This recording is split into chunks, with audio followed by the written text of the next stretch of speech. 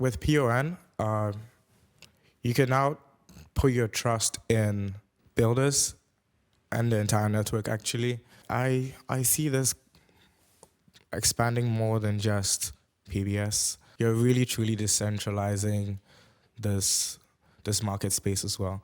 But this can also be spread out to an purely infrastructure system where there are it allows for different parties to run relays. Software is really lean from working on it.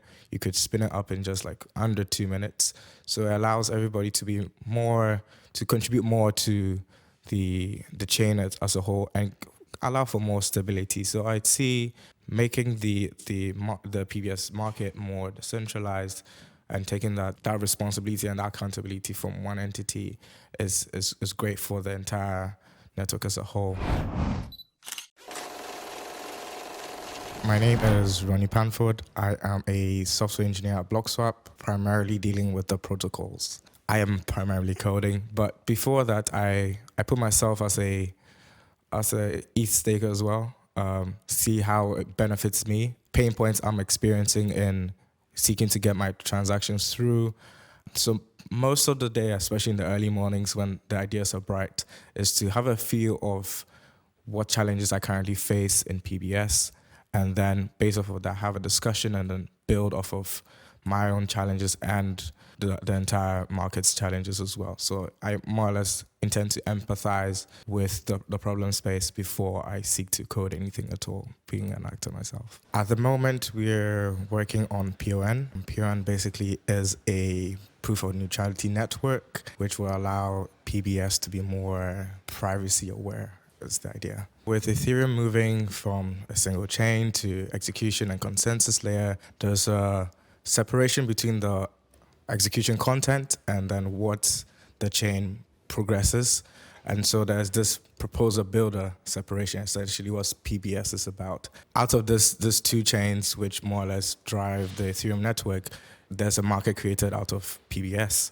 And so the idea is to make PBS much more safer and privacy aware, because you have to move these transactions to the other chain to get it signed over before it gets executed in the main chain. So that's the whole concept, really. Yes, there are other market solutions, which are great. However, there is a underlying problem. You have a transaction. I wish to send you my mother's change of £20.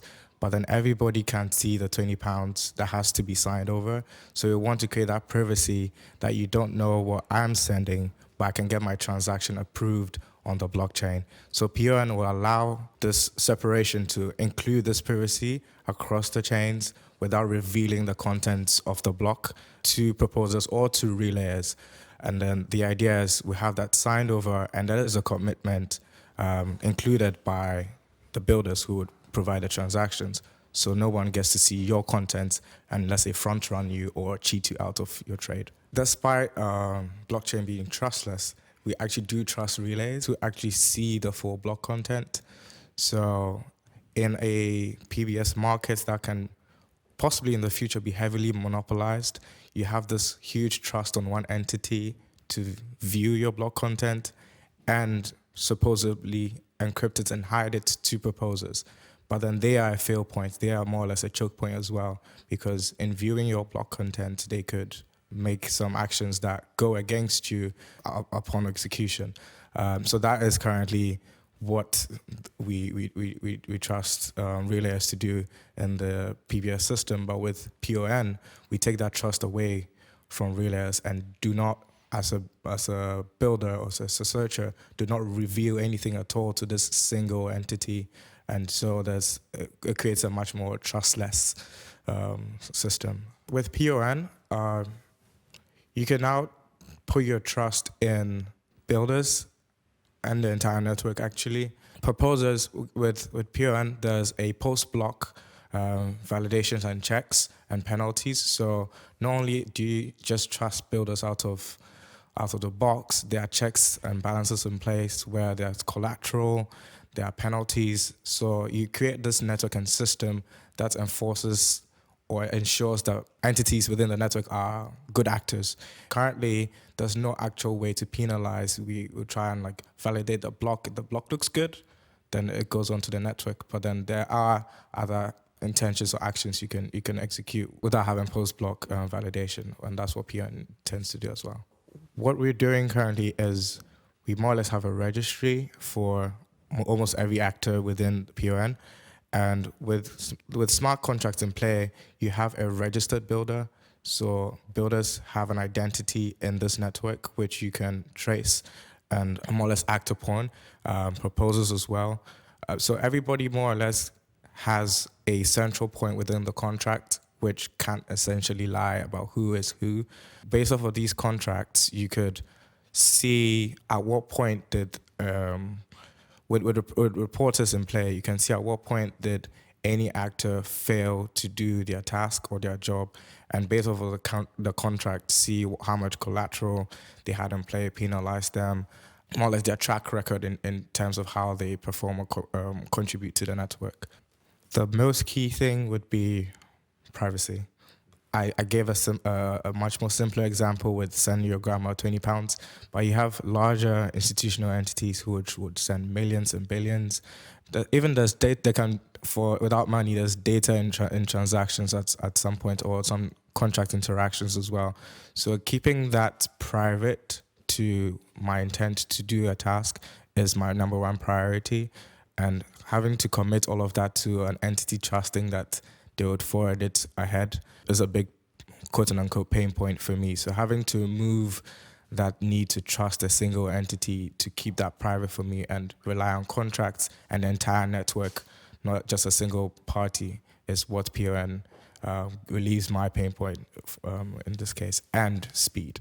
I see this expanding more than just PBS. You're really truly decentralizing this market space as well.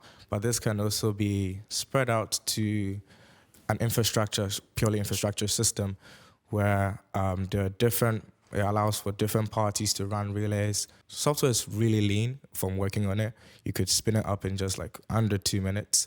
So it allows everybody to contribute more to the chain as a whole, and allow for more stability. So I'd see making the PBS market more decentralized and taking that responsibility and that accountability from one entity is great for the entire network as a whole, and possibly having more cloud infrastructure, because there are a lot more parties which can run such software solutions. Great thing is PON would really benefit Stakehouse users, but actually PON is not built for just Stakehouse users, it's built for everyone. So a solo staker, a builder, a searcher, validators, people running nodes, it will allow you to do the same task you're doing.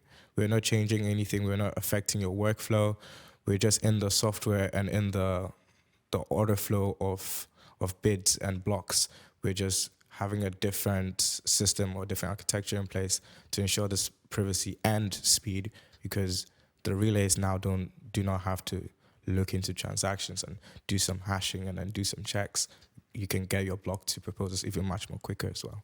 PBS through PN makes it simpler for just anyone to start, especially your average user, because an average user has a wallet, and with a wallet, you can simply interact with a smart contract and become a builder.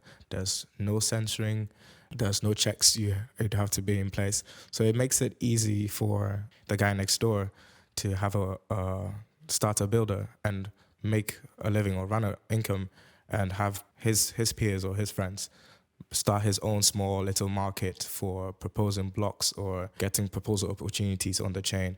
So with that in mind, the red tape to cross is much lower or almost non-existent for any other user. So PBS for everyone would be much more open, I would say, and much more private.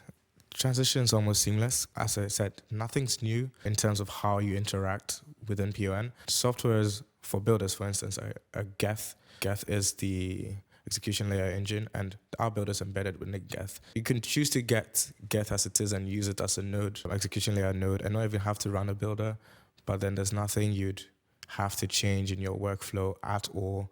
It's just relays would now have to run a different infrastructure. But in terms of endpoints, how you'd interact with the relay, what blocks you send, everything remains the same for builders and proposers.